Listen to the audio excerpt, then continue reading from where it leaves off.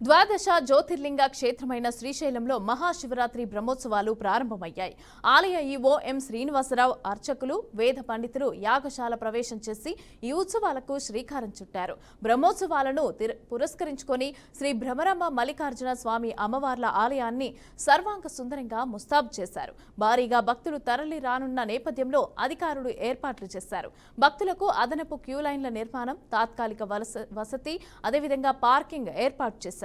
ఆలయ పరిధిలో స్వాగత తోరణాలను ఏర్పాటు చేయడంతో కొత్త కళను సంతరించుకుంది. బుధవారం రాత్రి 7 గంటలకు బ్రహ్మోత్సవాలకు సకల దేవతలను ఆహ్వానిస్తూ ఆలయ ప్రధాన ధ్వజస్తంభం పైన ధ్వజపటాన్ని ఆవిష్కరించనున్నట్లుగా ఆలయ నిర్వాహకులు తెలిపారు.